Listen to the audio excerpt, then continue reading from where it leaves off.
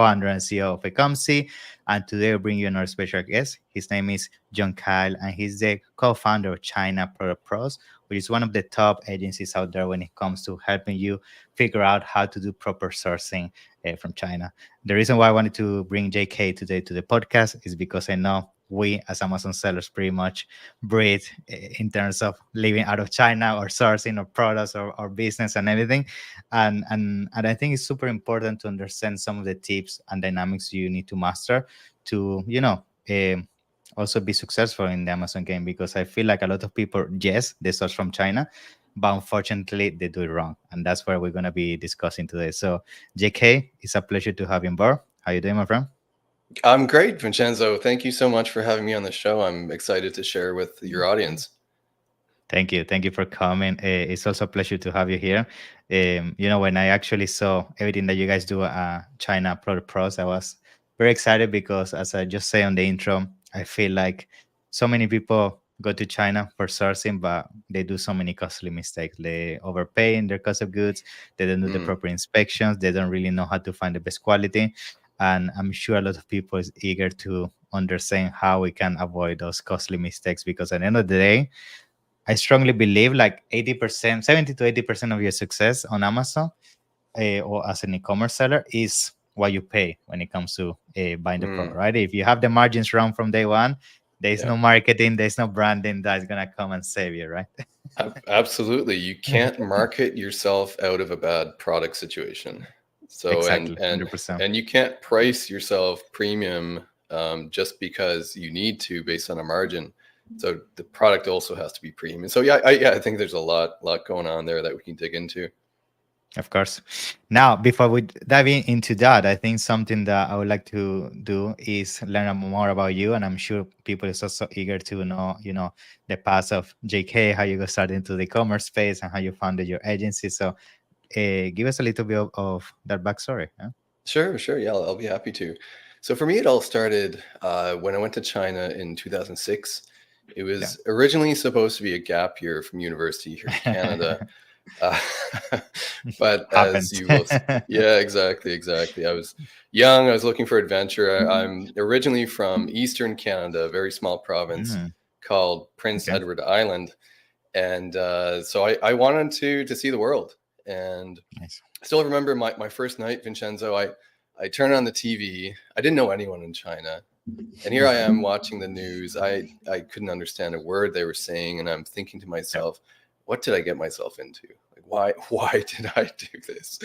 Um, Yeah. Fast forward, and I ended up majoring in Chinese language and culture at university in Mm. China.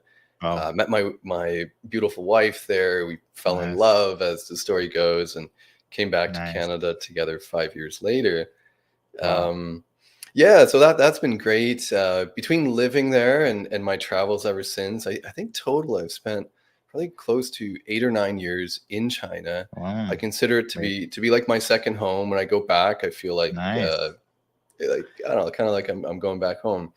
Um, it's funny. Good. But I'm heading back in April. So if you or any of your listeners are going to the Canton Yes. Fair, shoot me I'm a actually message. thinking Oh to yeah, go there. So because I was okay, actually in the Canton Fair back in October.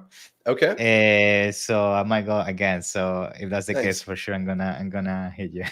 Yeah. No, let's meet up in Guangzhou and have some fun. It's a great spot. For Um, sure. yeah, so I've been from my studies in China. I've been involved in manufacturing since 2007, Yeah. and I was on Alibaba in 2007. It was very different than it is Hmm. today. I mean, the same core function of finding factories, Yeah. but I was helping friends at the time, reaching out to factories, helping to provide information about their products and get samples.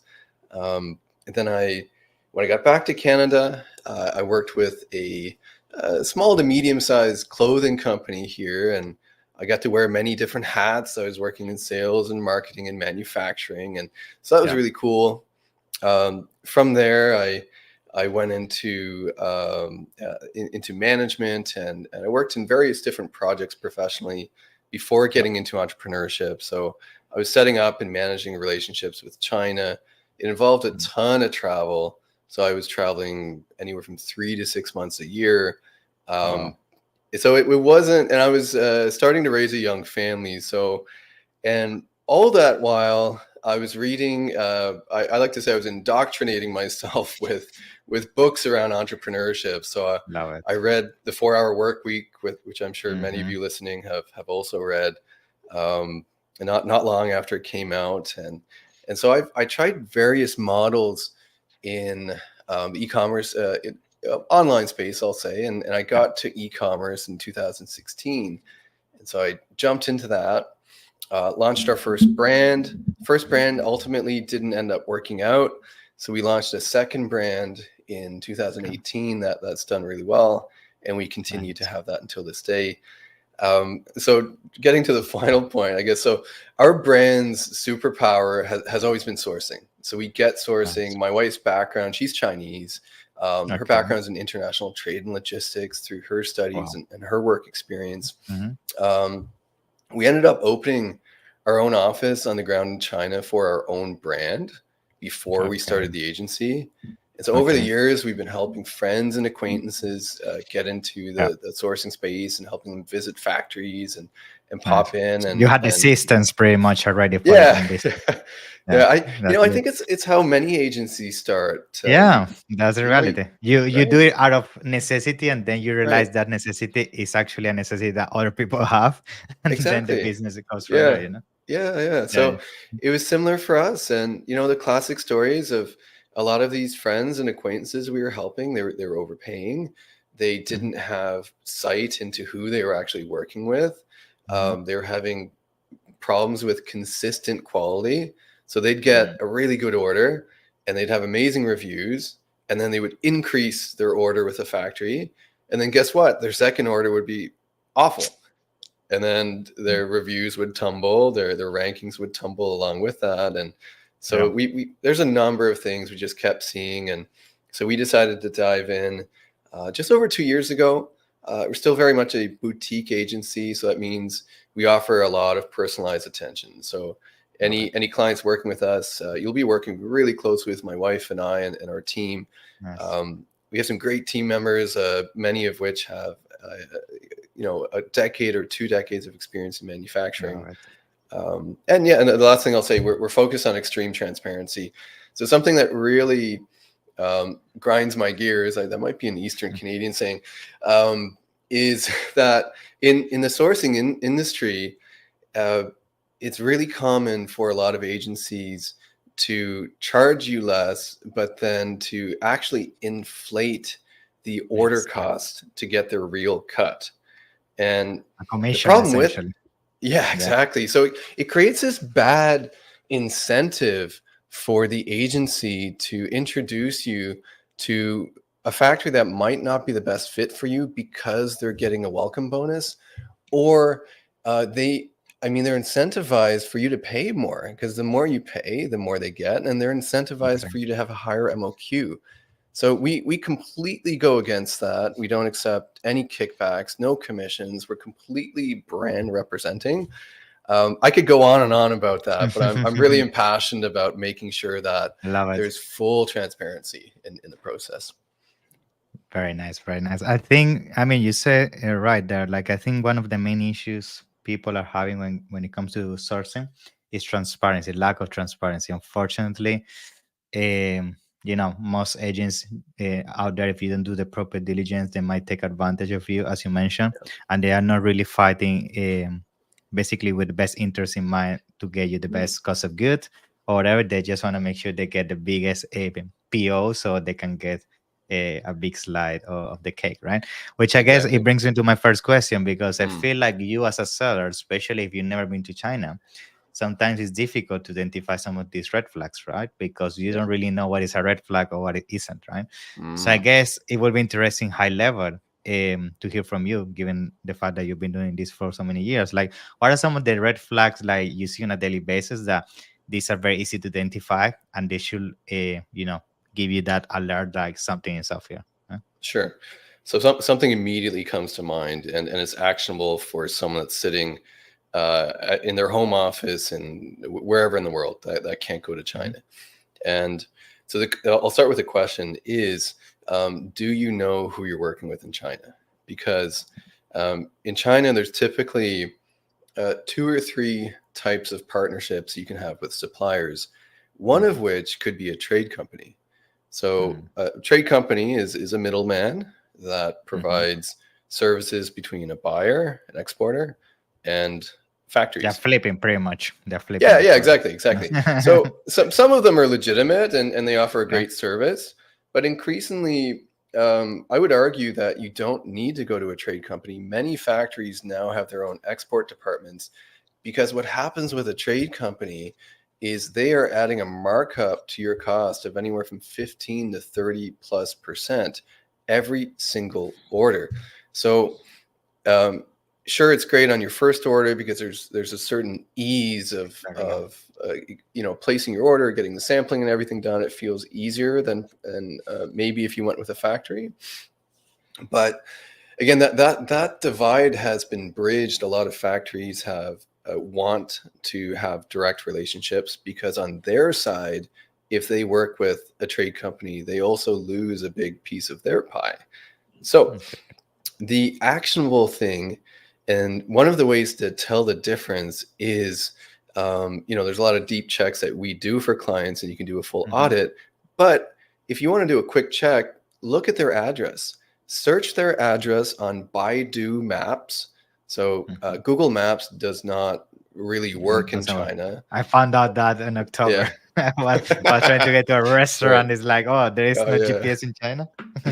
No, no, there is, but you have to go through Baidu or one of the, Yeah, the various yeah, local services. But go to Baidu Maps. If the supplier's address is in an office tower zone, then there's yeah. It's almost a not hundred factory. percent likelihood that Mm, they're a trading company. mm. If their address is in an industrial zone with a lot of other That's right. factories, then they're more likely to be a factory. So that's an initial kind of surface level easy check you can do to I see. figure out who you're working with. Good, good. Yeah, I think actually that's a good trick because even for myself, I remember when I was getting started, I was working with different suppliers, and then Mm, after 6 months to 1 year, is that I found out they were actually just trade companies, and I was overpaying, and mm, just by finding that out, it was a huge lift yeah. from me in terms of my profit because now, as you say, I had 15-20% more margin on my cost of Yep. goods, and that on Amazon we know, especially nowadays with all the competition, is Mm, key. Very good tip, very good tip. Now, I think when it comes to that, yes, very important to understand who you work with, but I guess other red flags that maybe you can help us navigate is how you should actually make sure you're getting the best price. Because yes, maybe you're working directly with a factory, but mhm. there's thousands of factories, right? So how you make sure they're not giving you the international price? You see what I Sure. Yeah. mean? No. No. I understand what you mean. Yeah. So I think a big part of that is ensuring you're reaching out to enough factories. So 10 plus factories, depending on which product area you're in and the level of customization, you may be able to reach out to more or less. Mm, And then by reaching out to more, you'll get a broader spectrum of the pricing mhm. that's out there. But I do always caution sellers that that's not just about price. It's about many things. So it's about their lead time, Exactly. how long it's going to take them Mm. to make it. It's about you may have Quality as MOQ well. constraints. So yeah, there's other things to consider. Mm, Pricing being one of them. Um, and so yeah, you can get a good early idea through that initial request for quotes that you put out, and yeah. generally you'll find a range of factories highballing you. It's just like Yeah. if you want to, let's say you want to refinish your kitchen, and you reach out to a contractor and they're super busy and they're like, yeah, I'll work with Yeah. this guy for 100% more, right? Exactly. Yeah.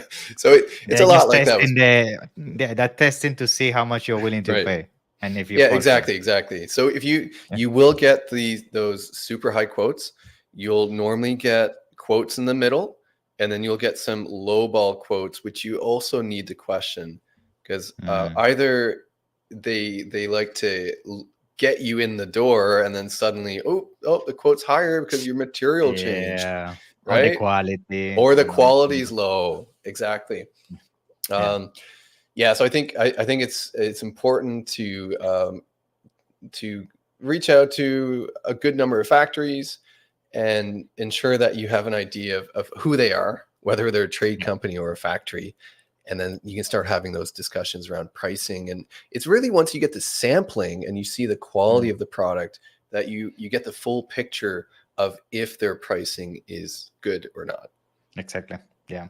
And I think even with the sampling, I'm sure you have experienced this. Like they could give you an amazing sample. And Yeah. then when the actual bulk order comes, that's the tough side of things. And this brings me to my next question, which is Mhm. inspections, because I feel like, especially when people are getting started, they say, oh, the quality of the sample are good, the videos are good, like, I want to trust them, I don't want to pay this $300 and so on. Like, what is your Mhm. take on that? Like, do you think inspections is a must regardless of the relationship, or Oh, you say, yeah, sometimes you can skip? I think almost every single time you should have an Yeah. inspection. Because if Yeah. you look at that $500, whatever it might be, depending on the scope of the inspection, I mean, you can easily spend that amount of money in a day on PPC, as I'm sure you're aware. Hmm. And if you export a bad product, the cost of cleaning up that mistake once 10 you times. have to Yeah. exactly, it's Yeah. gonna be 10 times, more than 10 times what Exactly. you would have paid for that inspection. So it's a peace of mind thing. I would in fact suggest, if the brand can afford it, to not only just do a pre-shipment inspection before your product leaves the country Hmm. after it's all done and packaged up, but also do an in-production inspection, Mm, nice. or at the very least, let's say you can't afford that, at the very least have a lot of check-in or touch points with your factory. So you need to be asking them questions all along. How is production going? Can you send me some photos? Can you send me some videos? Are you running into any challenges? Do we have Hmm. to possibly make any changes to the product? Because sometimes a factory, depending on their level of communication, they may or may not openly share that with you, and you'll discover it at the very end. So whatever you do, definitely do the pre-shipment inspection at the very end. Hmm. But as much as you can, as much as you're able to afford with your budget, either do that in production inspection, or at the very least have some check-in points where you're communicating with the factory. Nice. Now, when it comes also to sourcing, I feel like a lot of the questions I get sometimes is people struggle to know how they can make sure that the factory or that they're working with, they actually have the right paperwork, right, to actually manufacture this product, Hmm. export it, and all of that. So I think that sometimes can become like very complex and technical, because sometimes depending on the product, that thing can become challenging to actually validate from your side. Yeah. So what are some of the red flags, maybe high level, you could put in place in terms of criteria that you could say, yeah, if this guy's sending me this or avoiding this, like that means they don't have the paperwork. Like, do you do some kind of technique there to find out when it comes to documentation? Yeah, so we do a full audit whenever we're doing factory checks for clients as part of the Yes. vetting process. We're looking at the business records that are in file with local governments in China. So Hmm. usually, if you find a supplier in Alibaba, let's say you're doing it Hmm. yourself, Alibaba has a decent audit process themselves, and they Okay. should have, if the factory is listed for 10 years, usually that is true. Exactly. There's probably the odd time where they may have gotten away with spoofing some of that, but Hmm. usually it's true. So I would say one thing to be especially careful for is it's really common for factories, especially in Alibaba, to post photos of products they could make, but actually have never made before. So not only do you want to check the business licenses and ensure that the factory uh, is set up for export, that they have in fact been in business for 10 plus Hmm. years, that they are indeed who they say they are. But you can take that a step further. When you're looking at making your product, you want to ensure they have experience with your product, because you can imagine the pain you need to go through as a guinea pig for a factory figuring out your product. You Yeah, really, really want to avoid that. And factories, they have a strong sales department usually, and they'll tell you, "Oh yeah, we can make this product." promise everything. They're gonna Yeah, promise everything. exactly. They'll promise you the moon. Hmm. So it's important to do some type of audit. Again, depending on your budget, if you're able to hire an agency, we do a great job at audits, as do others. Or at the very least, ask the factory for a virtual visit. So ask them Mm, to jump on a WeChat nice. call with you, do a virtual visit of their factory, check out their showroom.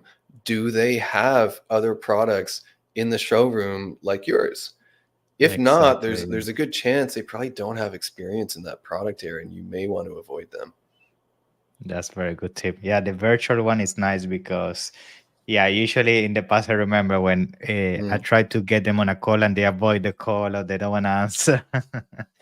That means See, there's that something that they're that hiding. that's a good red flag Yeah, right there. Yeah, yeah, exactly, exactly. yeah, Now, I think the other thing that people will be interested to know is how you can negotiate cost of goods and get the best one you can. Because let's be honest, like usually the price they give you, even if it's a fair price, you can always take it down by different techniques, right? So yeah.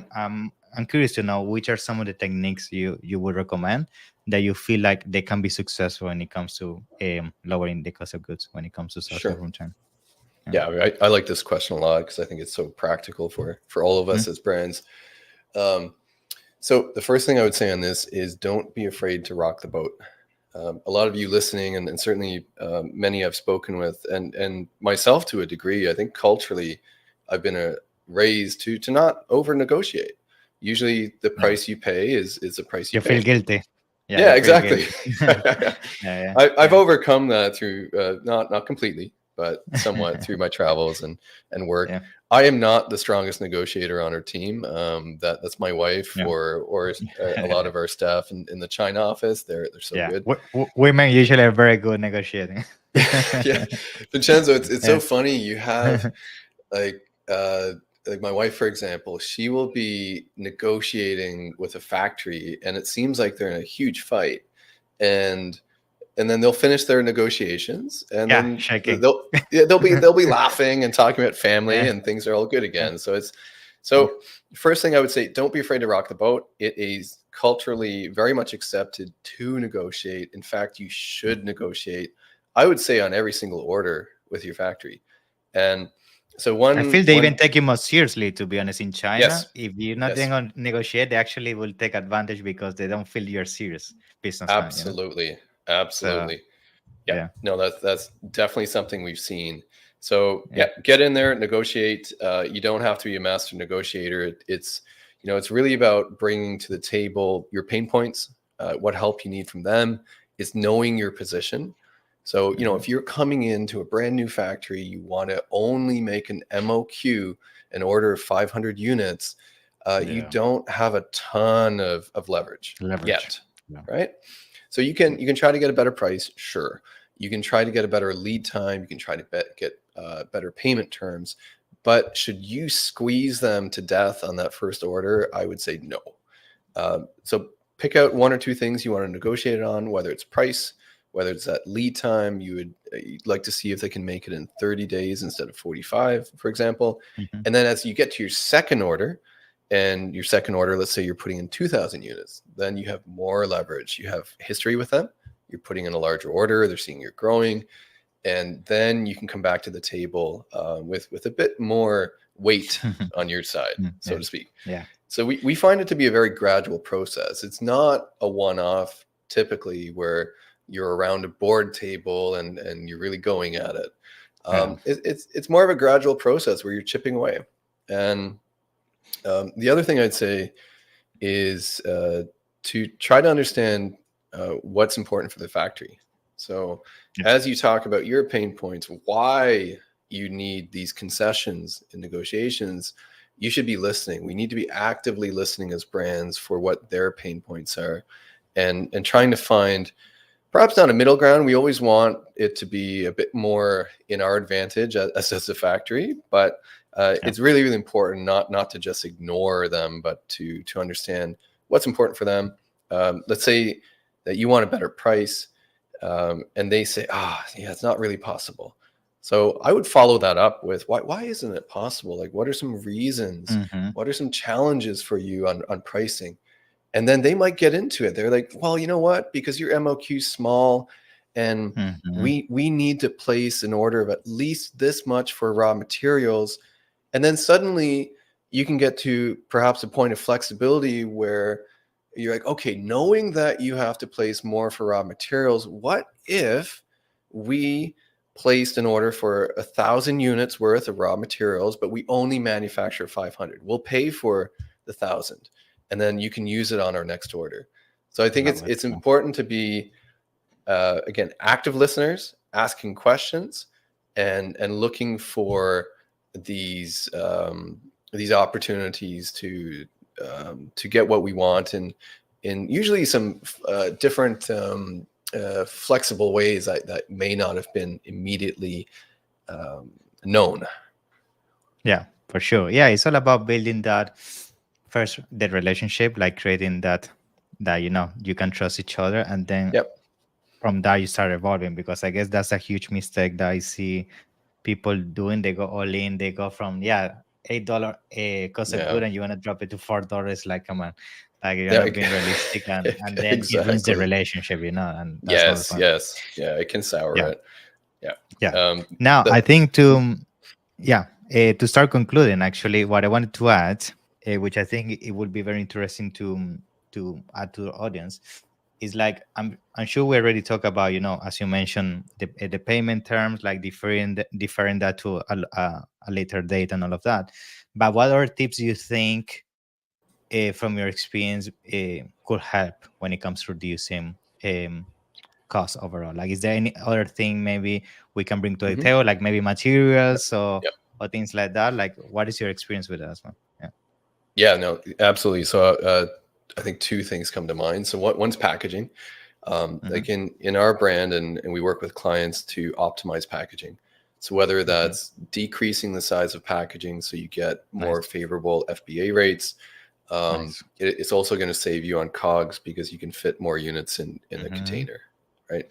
Um, the other possible upside of packaging, like an example of what we did in our brand, we used to have full color packaging on across our entire 25 SKU product line.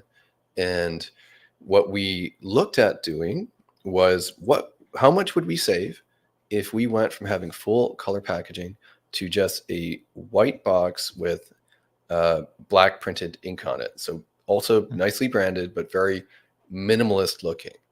And we polled an audience several times to try to get an idea of. We mocked it up and polled it, Mm-hmm. and thankfully it received really good feedback. People said, "Oh, this looks more premium," Nice. um, Yeah. and it's really clear what the product is. Yeah. And uh, so on the cost of goods side, we ended up saving 10 to 20 cents per unit because of that packaging change. So it was a case of the best of both worlds. We reduced cost and we improved customer perception of our product. Nice. So look at your packaging, definitely. That's a The good other one. thing you may want to look at is as we are in various points of our brand's evolution, the method in which we ship may no longer be the best way. So so if we're talking purely of COGS, so one example is looking at skipping your 3PL, so your third party logistics company. Let's say, for example, you're ultimately sending to Amazon Yeah. .com for sale. So I think a lot of brands over COVID, they would have sent in through a 3PL. There was inventory Mm-hmm. restrictions. You couldn't send that much to Amazon. And so if you Yeah. haven't looked at that model since then as a brand, I think it's important to re-examine that, because Yeah. I think off the top, if you skip that 3PL and you send direct to FBA, you're probably looking at Yeah. saving maybe 7, 8, maybe more margin points. Yeah. And we work with clients on that. We have a warehouse network in China, so we can hold stock here for usually a much lower rate, if not free sometimes with the factory. And Nice. I think here, Vincenzo, like, I like to learn from sellers from around the world, and I think that Chinese sellers are particularly good at logistics. And this is Very what good. Yeah. Chinese sellers do, right? They send Yeah. direct to FBA from China. They hold locally in China. So if there's anything we can learn from them, I think there's a lot to be learned on logistics. And if your business model allows, this is a good way to save margin by going direct. Awesome. So it's been a pleasure to have you on board, JK. I mean, so many tips, so many insights, and I'm sure these are just a few of the bunch we should be Yeah. doing to successfully search from China. So I'm sure a lot of people might want to work directly with you guys because you guys have so many years of experience and have the whole team to basically mitigate all these things. So tell us a little bit about how people can reach out and basically Yeah. work with you when it comes to sourcing Sure. from China. Yeah. Okay, Mhm. thank you. So you can reach out through chinaproductpros.com, or you can find me on LinkedIn. I'm active on LinkedIn under John Kyle Beaton. Reach out, Nice. connect. I love connecting with sellers. Yeah, those are two of the best ways to reach out. Awesome, JK. So been a pleasure. Hopefully we see each other in April. And in Yeah, the meantime, thank you so much for your time. Yeah. Thank you for great. coming. Yeah. Thank you so much. It's been a pleasure. Bye bye. See ya. Bye. Bye bye. See you in the next one.